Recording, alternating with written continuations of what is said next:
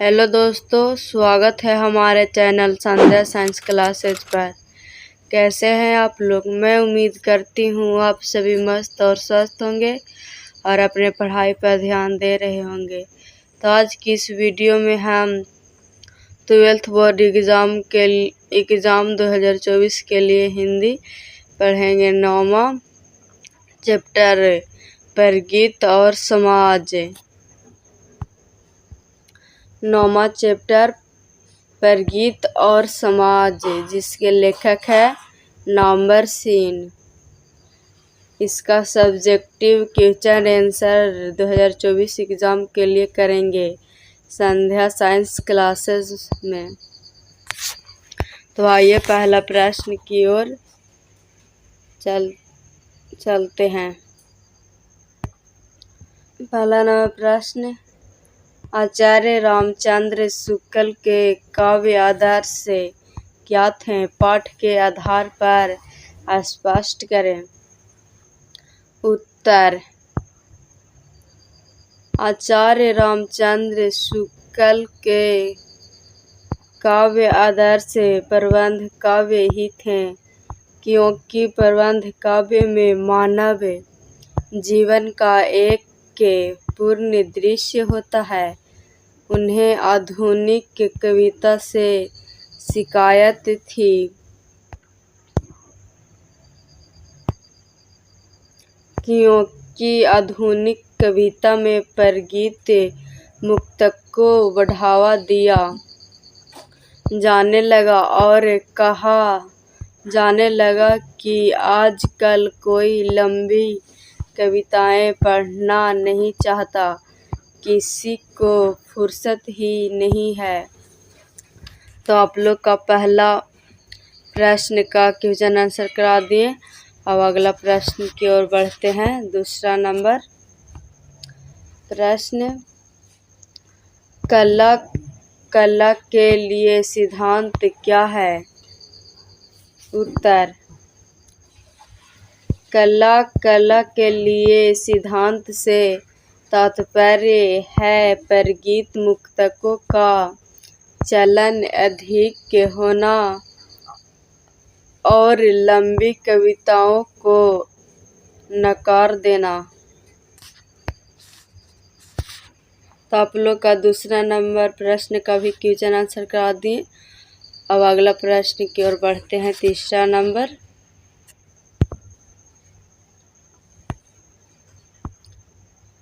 प्रश्न, परगीत को आप किस रूप में परिभाषित करेंगे? इसके बारे में क्या धारणा प्रचलित रही है? उत्तर, परगीत का अर्थ एकांत संगीत या अकेले बैठकर गाया हुआ गीत माना जा सकता है। इसके बारे में यह धारणा प्रचलित रही है कि परगीत के रूप में प्रायः उसी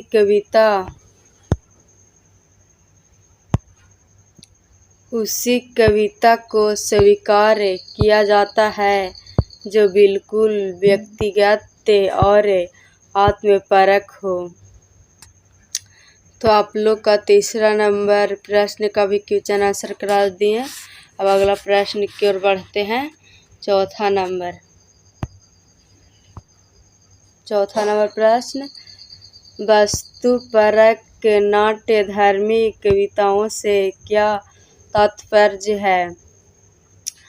आत्मपरक परगीत और नाट्यधर्मी कविताओं की यथार्थ व्यंजना में क्या अंतर है? इसका उत्तर, वस्तुपरक नाट्यधर्मी कविता से तात्पर्य है किसी सामान्य विषय पर आधारित नाट्य कविता। यह आकार की दृष्टि से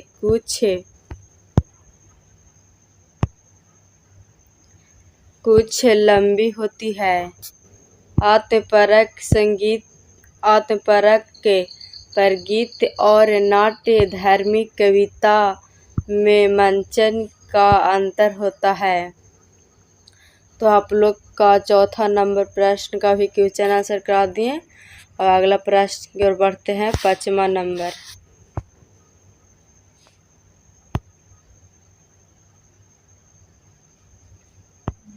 पांचवा प्रश्न, हिंदी कविता के इतिहास में परगीतों का क्या स्थान है? उदाहरण स्पष्ट करें। उत्तर, हिंदी कविता के इतिहास में परगीतों का मुख्य स्थान है। हिंदी कविता का उदय गीत से हुआ है। गीतों ने लोगों के मन को बदलने में क्रांतिकारी भूमिका अदा की है।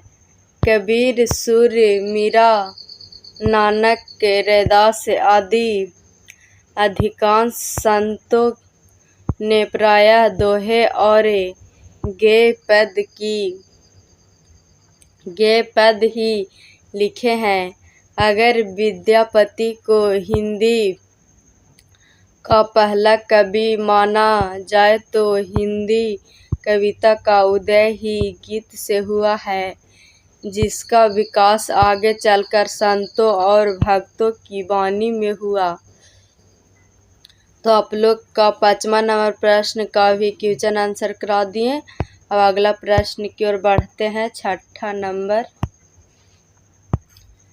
आधुनिक परगीत काव्य किन अर्थों में भक्ति काव्य से भिन्न एवं गुप्त जी आदि के प्रबंध काव्य से विशिष्ट हैं?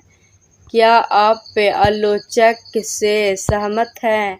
अपने विचार दें। उत्तर, आधुनिक परगीत काव्य का उदय 20वीं सदी में रोमांटिक उत्थान के साथ हुआ, जिसका संबंध भारत के राष्ट्रीय मुक्ति संघर्ष से है। भक्ति काव्य में अलग इस रोमांटिक प्रगीतात्मकता के मूल में एक नया व्यक्तिवाद है, जहाँ समाज के बहिष्कार के द्वारा ही व्यक्ति अपनी सामाजिकता प्रमाणित करता है। इन रोमांटिक परगीतों में भक्ति काव्य जैसी भावना तो नहीं है,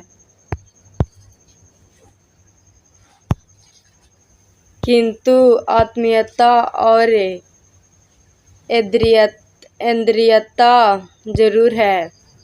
मैथिली शरण गुप्त, जो कि राष्ट्रीयता संबंधी विचारों तथा भावों को काव्य रूप देते थे, उनका काव्य भी प्रबंध काव्य था।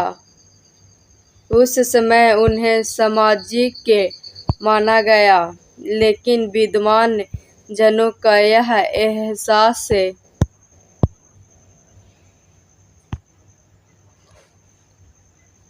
हो गया कि इन रोमांटिक परगीतों में भी सामाजिकता है।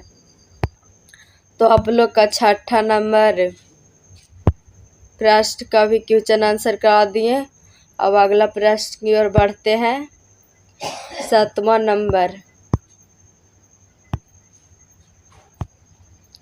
कविता जो कुछ कह रही है उसे सिर्फ वही समझ सकता है जो इसके एकाकीपन में मानवता की आवाज सुन सकता है। इस कथन का से स्पष्ट करें। उत्तर, प्रस्तुत पंक्ति नवंबर सेन द्वारा रचित निबंध परगीत और समाज से लिया गया है। आलोचक के अनुसार गीतात्मक कविता में कई परिवर्तन हुए। इस कविता का आशय यही है कि व्यक्तिगत अथवा एकांत में लिखे गए गीतों में भी मानवता के भाव होते हैं और उसे केवल अकेलापन के मर्म को समझने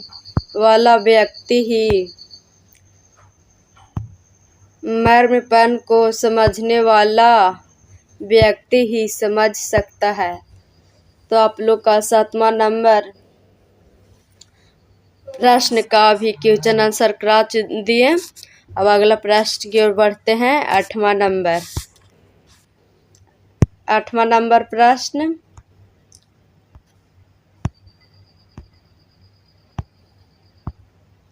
मुक्तिबोध की कविताओं पर पूर्ण विचार की आवश्यकता क्यों है? आलोचक के इस विषय में क्या निष्कर्ष है? उत्तर, मुक्तिबोध ने सिर्फ लंबी कविताएं ही नहीं लिखी, उनकी अनेक कविताएं छोटी भी हैं और छोटी होने के बावजूद लंबी कविताओं से किसी कदर कम सार्थक नहीं है।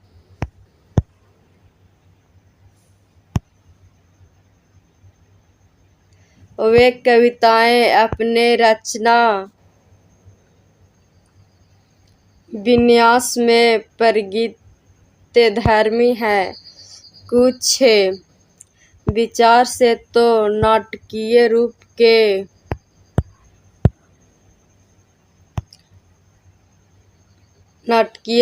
के बावजूद मुक्तिबोध की काव्य भूमि मुख्यतः परिगीत भूमि है। मुक्तिबोध का समूचा काव्य मूलतः आत्मपरक है, इसीलिए उनकी कविताओं पर पूर्ण विचार की आवश्यकता है। लेकिन यह भी है कि यह कविता आत्मपरक होते हुए भी प्रत्येक कविता को गति और ऊर्जा प्रदान करती है। तो आप लोग का 8वां नंबर प्रश्न का भी क्वेश्चन आंसर करा दिए। अब अगला प्रश्न की ओर बढ़ते हैं। 9वां नंबर प्रश्न,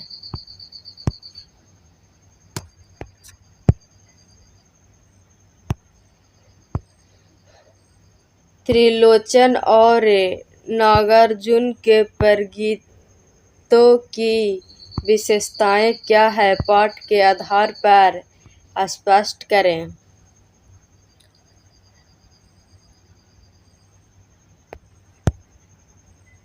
सॉरी दोस्तों, मिस्टेक हो गया, यह उत्तर नहीं है, अगला यह उत्तर है।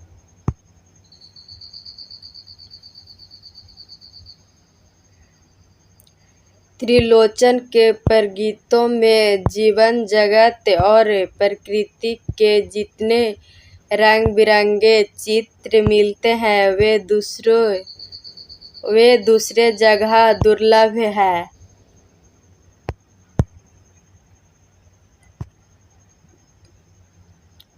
वही नागार्जुन की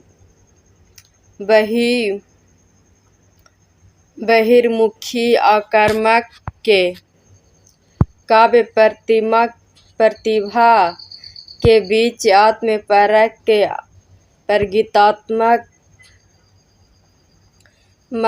अभिव्यक्ति के क्षण कम ही आते हैं, लेकिन जब आते हैं तो उनकी विकट तीव्रता प्रगीतों के परिचित संसार को एक झटके से छीन भिन्न कर देती है।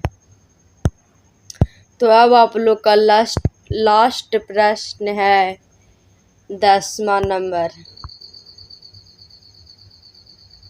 मित कथन में अति कथन से अधिक शक्ति होती है। केदार सिंह की उद्धृत कविता से इस कथन की पुष्टि करें।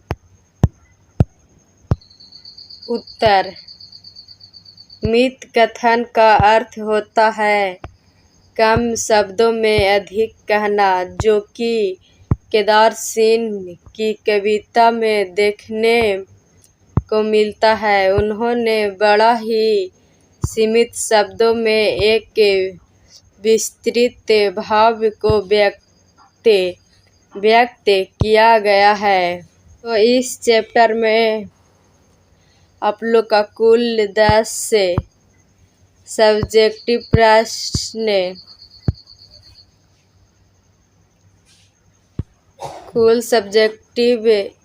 10 सब्जेक्टिव प्रश्न का उत्तर क्वेश्चन आंसर करा दिए हैं 2024 एग्ज़ाम के लिए। कृपया इसे याद कर लीजिएगा। तो आज तक बस इतना ही। तब तक के लिए धन्यवाद। मिलते हैं अगले वीडियो में। अगर मेरा वीडियो पसंद आया हो तो इसे लाइक और इस चैनल पर नए होंगे तो सब्सक्राइब और अपने दोस्तों में ज़रूर शेयर करें। अगर आप लोगों का नोट्स या PDF लेना होगा तो हमारे टेलीग्राम ग्रुप से या व्हाट्सएप ग्रुप से जुट जाएं। धन्यवाद।